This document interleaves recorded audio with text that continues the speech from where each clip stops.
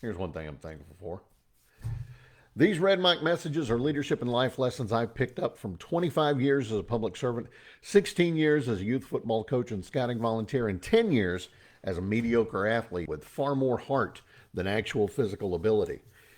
And Facebook just posted that it said I'm now live. So let's try this again. Good morning and welcome to the Red Mic. These red mic messages are leadership and life lessons I picked up from 25 years as a public servant, 16 years as a youth football coach and scouting volunteer, and 10 years as a mediocre athlete with far more heart than actual physical ability. I gotta say, if it wasn't so much a pain to record and then upload to Facebook, I don't know that I would go Facebook Live anymore. It's just too many bugs in it. Anyway, Thanksgiving. In the link below this post later on, you will see a link to the actual proclamation from Abraham Lincoln as presented by Secretary of State William Seward, talking about a national proclamation of a day of giving thanks. So, yeah, when we think of Thanksgiving, what do we think of? We think of feasts and family and, of course, gratitude. It wouldn't exist as we know it today without, of course, President Abraham Lincoln. But there's somebody else that we need to say thank you to as well. A very devout woman, a lady named Sarah Josepha Hale. Sarah Josepha Hale. Yeah, just the name Joseph with an A on the end of it. They took what was an occasional sporadic tradition and turned it into the national celebration of unity and gratitude that we know today. Now, Mrs. Hale was no ordinary woman. Some would call her a trailblazer. I mean, for the day. She was a writer. She was an influential voice of the 19th century. She was the editor of a prominent woman's magazine called Godey's Lady Book. And through that, she reached tens of thousands of households. She championed education for women, historic preservation, and of course, what we now know as Thanksgiving. You might know her for something else without knowing that you knew it from her. She had a book that she put out called Poems for Our Children, and it included a very simple yet timeless nursery rhyme. She knew it from her childhood.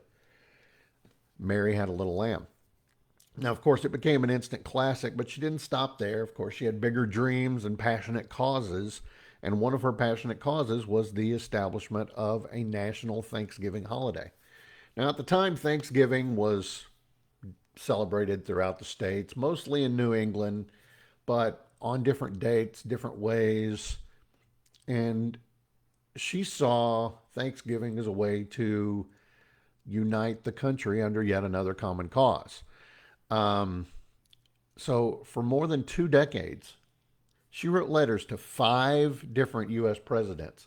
She published dozens of editorials in her Lady Book, urging the adoption of a national day of gratitude. And finally, in 1863, during the Civil War, her persistence paid off. President Lincoln, um, recognizing the need for national unity, issued his proclamation declaring the last Thursday of November as a national day of Thanksgiving.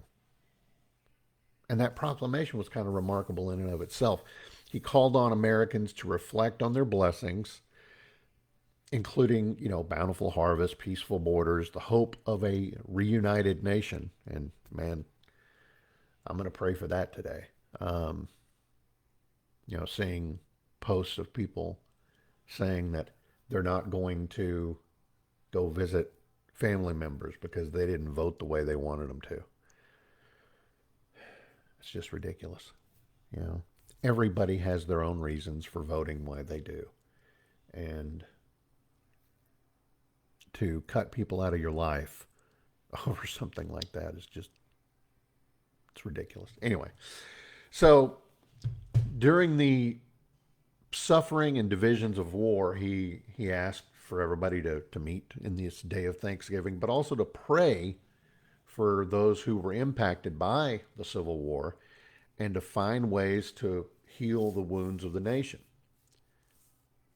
His vision and Hale's vision was more than just food and festivity, it was gratitude, resilience, and creating a shared tradition that could unite a fractured country.